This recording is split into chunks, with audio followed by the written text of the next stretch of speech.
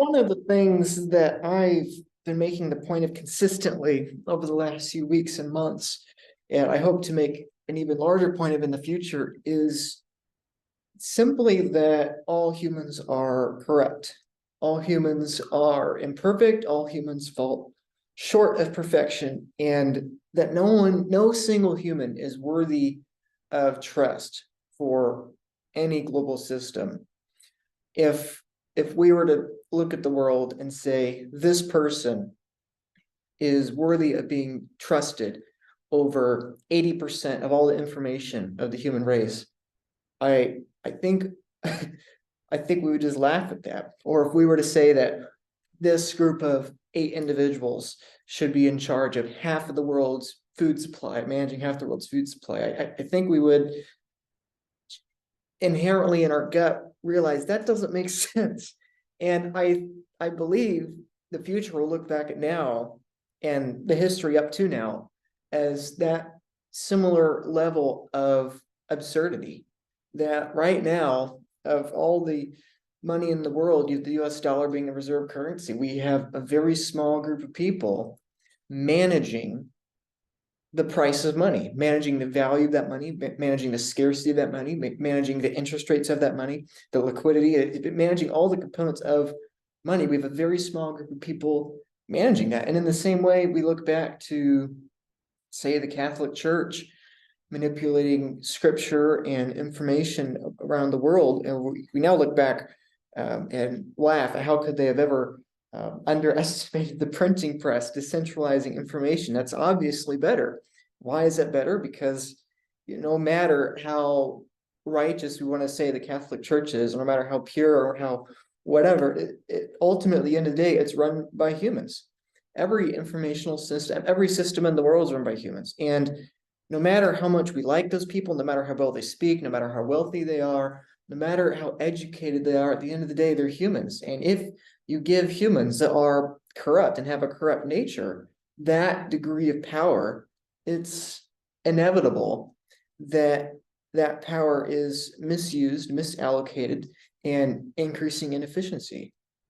And so when it comes to money, if we come to understand that money is the ultimate base layer cooperation mechanism, system, technology, whatever you want to call it, the communications mechanism between humans, it becomes clear that if we have a small group of humans that are in control of that, it's inevitable that the money becomes corrupt. It's inevitable that every system built atop of that money also becomes distorted, also becomes misaligned with reality. And I think those two principles put together really give a profound realization of people, which is why people are really flocking to Bitcoin. That those two realizations being that no human is perfect and every human is corrupt and capable of wickedness, number one. And then number two, that with a system that valuable, aka base layer money, you can't have it be centralized in human control because it inevitably becomes corrupted. And when that happens, then you have everything built on top of it become surviving as a direct function of lies and a direct function of misinformation. If money is information and humans are misdirecting value on that informational system, the whole everything built on top of it is misinformation. And I think ultimately that's why people that are fascinated by Bitcoin become so fascinated and dive so deep into it, and why everyone else pretty much ignores it, because none of us want to look inwards and admit that we are corrupt and that not even I could control this monetary system, and not even my ideal person that I idolize here could control this monetary system. And we don't like to admit that. And we don't like to admit that every way we have viewed the world, economically speaking, has been a lie. It has been horribly incorrect. And we all tell ourselves these lies every day. We say, oh, prices of this are going up, or oh, this is happening, or that's happening. And speaking from experience here, I failed to realize for years that I was speaking mistruths. I was speaking lies. I was viewing the lens of history and the present moment from a framework of lies and distorted reality. And likewise, I was trying to predict the future from a framework of lies and distorted reality. Because if we are living in this plane of corruption, it's very difficult for us to envision what that could look like outside of it. So ultimately, I think that's why people have resistance to learning about Bitcoin, resistance to understanding why history is not exactly what we think it is, and why the future is not what we picture, is because we're basically living in a matrix, so to speak. We're living in a fabric of lies. And I think that's why the matrix is such a popular metaphor for explaining Bitcoin to people, because we've been taking this blue pill pretty much our whole life, where we equate a number to a certain amount of value, and that number being based on political energy, and that political energy being based on the scarcity or abundance or the management or mismanagement of that political energy. And I think stepping outside of that and realizing that value is not correlated with a number, but value is correlated with prosperity and quality of life. And it's really something less tangible than a number, even though our brains don't like to admit that, that's the reality of it. And I think fundamentally we don't want to admit that, because admitting that Bitcoin is correct and admitting that pricing the world in terms of manipulated political energy is incorrect, or at least less correct, ultimately is an admission of realization that our ego and our desire for greed and our desire for self and our desire for lies that don't make any logical sense is huge. It's huge in ourselves, and it's huge in society. And I suppose the reason I'm making this video is just some rambling thoughts on how that applies to even more than the monetary reality of the world. That I think and I believe that most of the world today is not just looking outwards through a lens that is distorted through the manipulation of money, but I think also we tend to look inwards through a manipulation of really the same cause. We look outwards with a distorted lens because humans are corrupt, and humans outside of us as well as ourselves, we manipulate money, and so we manipulate the prices and the values and the communication mechanisms of the world. So everything is confusing when we look outwards through a corrupted lens. But that base layer, same reason of corruption and greed and pride and envy and covetousness, looking inwards, is the same way. And I think that's why so many people view Bitcoin as kind of a religious experience, more or less. And I'm not saying it is necessarily, but I think that comes down to it, that looking inwards and admitting one's own depravity, admitting one's own corruption, is essential to understanding the lies at which we tell ourselves about ourselves. So anyway, I'm kind of losing my train of thought there, but I suppose at the end of the day, it comes down to the love of money. When the Bible talks about the love of money, that's one of the verses in the Bible that comes up so frequently. And sometimes it's because people are disagreeing with it, and other times it's because people are agreeing it. That, oh yeah, greed and money is the root of all evil. And that's not really what the verse is saying. The verse is saying the love of money is the root of all evil. And that what that really means is the love of anything that is of us, the love of anything that is material. Because we don't really want money. None of us want more money. We want what money can buy us. We want influence. We want power. We want recognition. We want more of the things of this world, even if it's something good, like providing for your family or food or whatever it may be. We all want that thing. And so the love of money, the love of this information at which we can exchange for anything temporal, anything of this earth, is the root of all evil, which goes back to the Garden of Eden, where Adam and Eve took the fruit, and they basically said that we want us to be in charge. We want humans to be in charge. We don't want God to be in charge. It's the ultimate upheaval of the natural order of the way God designed the world and the way that God has to design the world. And so, in the same way that the love of money is the root of all monetary evil, and the love of money is the root of the corruption of the monetary ledger, I also believe that the love of money is the corruption of us. It is the fruit in the Garden of Eden. It's all of sin in Scripture. All of sin in today's world. It's that love of self, that love of material things, that love of the temporal at the sacrifice of the eternal, and the sacrifice of God, and the sacrifice of the divine. So in the same way, I think that Bitcoin helps us realize that we've been looking through a lens of lies our whole life, economically speaking.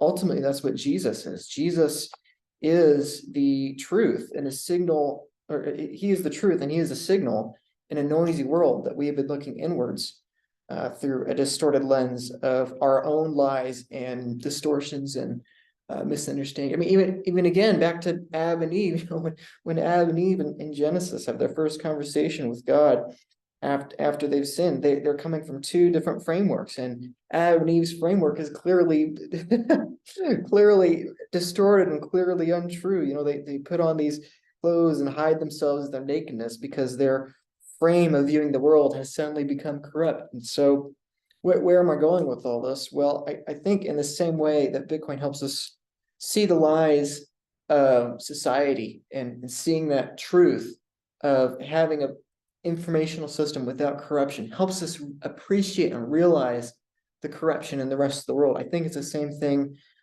with Jesus. And that really is something that struck me hard today in a positive way, with today being Easter Sunday. And why did we need Jesus? Why did we need a perfect man? Why did we need him?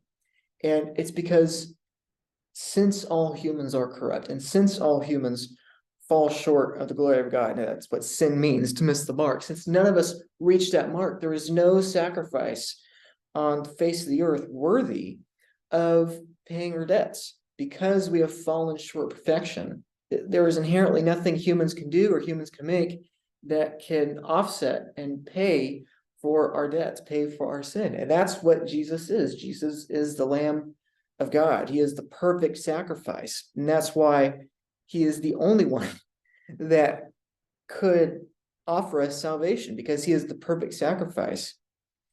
And that's really what faith in Jesus means. It's not believing in some magic bearded man in the sky, kind of like Santa Claus. It's believing that Jesus was that man. Jesus was that perfect man, that Jesus fulfilled the prophecies that had been laid out for him for generations, for centuries, and for millennia.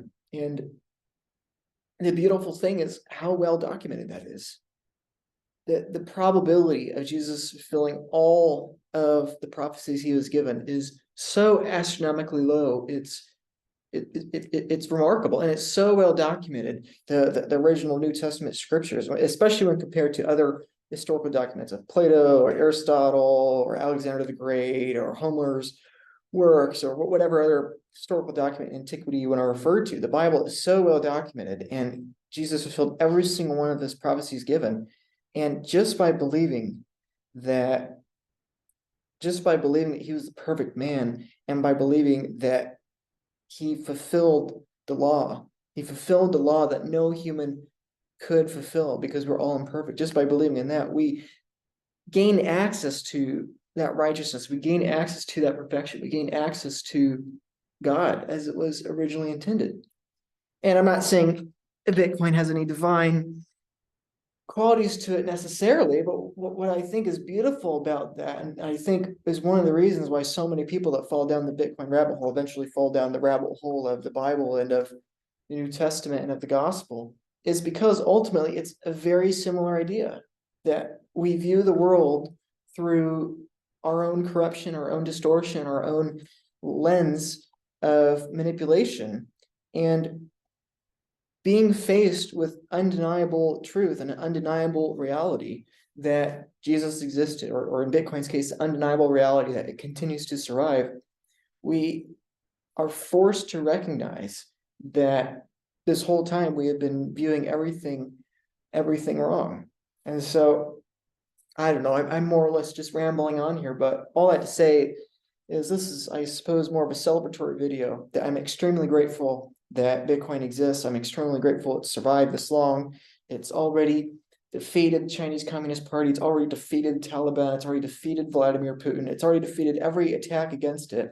and it's only a dozen years old, just over a dozen years old or so. It has well over 99% uptime, 100% uptime over the last 10 years. It's essentially unstoppable, and it only has a few million hardcore users. And I'm amazed that this technology seems to be the first time at which we can take humans, take these corrupt entities out of a mathematical formula, and that humans can no longer distort that. And so I'm extremely grateful for that. Bitcoin, essentially, as Michael Saylor says, it is hope. I'm sitting next to a window here, and I was watching some squirrels bury some acorns, and how they pat it down all carefully and all that. And really, what those squirrels are doing is, even though they have much smaller, more primitive brains than you and I, what they're doing is they're saving for the future. Squirrels are burying this little bit of hope that they have, and saving for the future. Those acorns to those squirrels are, in essence, a sort of primitive form of hope for the future. And likewise, for humans, when we save money, that's exactly what we're doing. Saving money is inherently an optimistic action. It's an optimistic belief. And that's what's so beautiful about Bitcoin, that for the first time in human history, we might be able to save monetary energy for the future with a level of certainty and a level of confidence never remotely this high, because we know that between here and that future point that we hope our hope manifests, there's not going to be a human that gets in the way of that. And for the first time, we might have a technology that's able to do that, to bury our proverbial acorns, just as the squirrels do, for our future. And it's such a basic thing that it's remarkable we've not discovered it yet. And it's really profound that how many lives that could impact. And I suppose in the same way that Bitcoin is temporal hope for this age and for our material world and for our own lives here on earth, it's the same way with Jesus. And while I'm extremely grateful for Bitcoin, I'm supremely grateful for the sacrifice Jesus made and for him coming back to life, because even with Bitcoin, there was still no hope. There was still no hope beyond that. And to pretend like there is to have a love of money, a love of self, and to think that I can figure this out on my own. And even if I have money I can use to save in the future, it's Bitcoin is a wonderful thing, but it's not the thing. And I've just been having a really good day, and I've been very grateful. I'm very grateful for my life. I'm really grateful for the people in it. I'm really grateful that so many people online and in person have been grateful for the articulation of ideas I've given, for the images and visuals and graphics that I've made, and helping communicate this idea of monetary truth. And I think everyone will eventually come to understand Bitcoin as the lies become so great and so burdensome and so heavy on them that they're forced by the pain in the rest of the world to just realize and admit that Bitcoin is true money. And so anyway, I suppose this is just a video of gratitude and celebration of how thankful I am for people out there that are supporting me, how thankful I am for Bitcoin being that source of monetary truth. And just a reminder for myself this Sunday morning that monetary truth is a wonderful thing, but it doesn't save humans from their moral depravity. It doesn't save humans from the corruption. All it does is it takes humans out of the monetary equation, the same way that the printing press took humans out of the communication of information, the same way that other technologies have taken humans out of the loop and thus upgraded that system. I believe Bitcoin's the same way. And while Bitcoin does not fix humans' nature, it has the possibility to fix many systems run by humans and to ultimately bring more prosperity for humanity. And so anyway, I keep rambling on here, but I suppose that's the point of this video, is just life is so beautiful. And we are at a very, very special time in history where we're alive after Jesus Christ. And I can't imagine being one of his disciples or one of the people in ancient Rome or Judea where where Jesus died, because Jesus dying on the cross is a death of hope. You know, he waited thousands of years for a Messiah to fulfill these prophecies of the book that had been so well preserved, so documented. All your generations preserving this single book, and this man comes along and he fulfills these prophecies, and his actions are documented. And you and your family and your town and your community and your synagogue, all you do is you pray to God, and you pray over this Messiah, over this rabbi, and that he's killed. And for 3 days, you lose hope, because that was it. And now he's gone. I can't imagine what that would have been like. And then Easter morning, when he arose, all of a sudden, your hope returns, and your hope is fulfilled more than it ever was before. And I think if I was to put my emotion today in a single word, that would be it. It would be hope. Hope that Jesus has arisen from the grave just when we were in our darkest hour.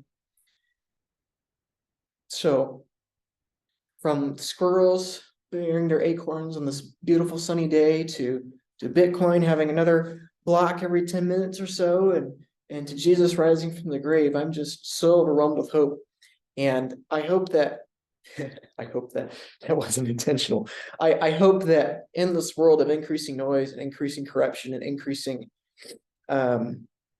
distortion, as everyone's individual lenses become more distorted, it's so sad.